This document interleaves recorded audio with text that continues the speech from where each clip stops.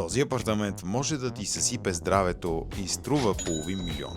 И най-лошото, дори няма да го разбереш. Ново измерване показва нещо неудобно. Най-замърсените места не са изненадващи, но са подценени.